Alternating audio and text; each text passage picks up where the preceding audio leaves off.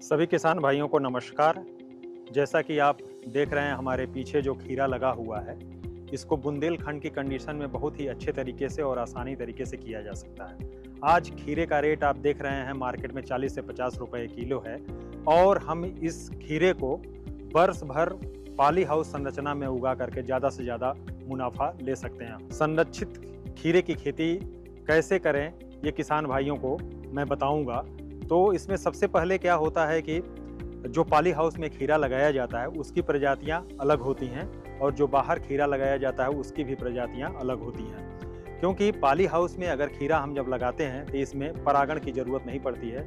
अगर बाहर हम खीरा लगाते हैं तो उसमें कीट परागण और हवा से परागण की ज़रूरत पड़ती है, तब उसमें फल लगते हैं और वो मार्केट में बिकने योग्य होता है। जो पॉली हाउस जो संरचनाएं जो होती हैं, स्ट्रक्चर हैं, पॉली हाउस बने हुए हैं, इसमें कई तरह के पॉली हाउस होते हैं। इसमें आप नेचुरल वेंटिलेटेड पॉली हाउस बना सकते हैं, ग्रीन शेड नेट बना सकते हैं, इंसेक्ट प्रूफ नेट भी बना सकते हैं और इन संरचनाओं का आकार भी अपने अनुसार रख सकते हैं। चाहे तो 200 स्क्वायर मीटर का रख लीजिए, 400 स्क्वायर मीटर का रख लीजिए, 500 का रख लीजिए, 600 का या 1000 स्क्वायर मीटर का, जैसी सुविधाएं हैं। और इस पर सरकार इस संरक्षित संरचनाओं को बनाने के लिए 50% का अनुदान भी देती है।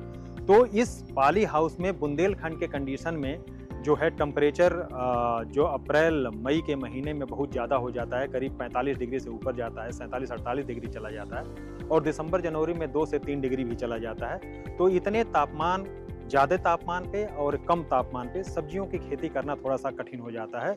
और इसमें जो है खीरे की खेती किया जाए तो इसमें किसानों को बहुत ज़्यादा फायदा होता है। कुछ पार्थेनोकार्पिक वेराइटीज़ जो होती हैं, प्रजाति जो होती हैं, जो कि इसमें लगाई जाती हैं और कम से कम 10 से 15 फीट ऊंचाई तक ये जाती है खीरा।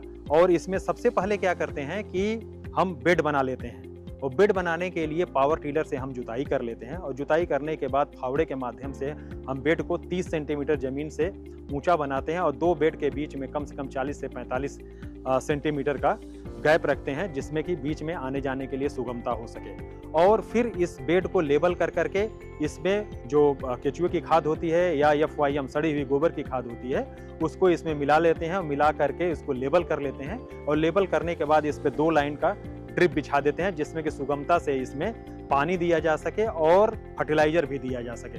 फिर इस पे 45 से 50 सेंटीमीटर की मार्किंग कर करके गड्ढे बना लेते हैं। और जो हमारी पार्थेनोकार्पिक वैरायटी, जैसे कुछ प्राइवेट सेक्टर की भी होती हैं और पब्लिक सेक्टर से भी कई प्रजातियां डेवलप हैं, जो कि पंतनगर से वैरायटी डेवलप है, पूसा न्यू दिल्ली में है, उससे भी कुछ प्रजाति खीरे की डेवलप है जो कि पॉली हाउस में लगाई जाती है। IHR बंगलौर में है, उससे भी डेवलप हुई है प्रजाति जो कि ये पॉली हाउस में लगाते हैं। इन प्रजातियों को लेकर करके और 45 से 50 सेंटीमीटर पे एक बेड पे 2 लाइन में इसको लगाते जाते हैं और 5 से 6 दिन के बाद इस पे अंकुरण चालू हो जाता है। फिर उसको धागे के माध्यम से बांध कर करके ऊपर इसको बढ़ाते रहते हैं और करीब इसमें 30 से 35 दिनों के बाद फ्लावरिंग स्टार्ट हो जाती है और फ्रूट लगना स्टार्ट हो जाता है।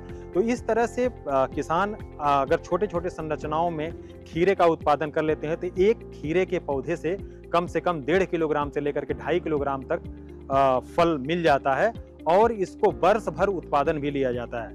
वर्ष भर में 3 बार इसकी क्रॉप ली जा सकती है। जैसे मान लीजिए अगस्त में लगाते हैं तो अगस्त, सितंबर, अक्टूबर, फिर नवंबर, दिसंबर, जनवरी, फिर फरवरी, मार्च, अप्रैल। इस तरह से खीरे की खेती अगर किसान भाई करते हैं तो उनको ज्यादा से ज्यादा फायदा होगा और वो समृद्ध होंगे, जिससे उनकी आर्थिक और सामाजिक स्थिति में सुधार होगा। बहुत बहुत धन्यवाद।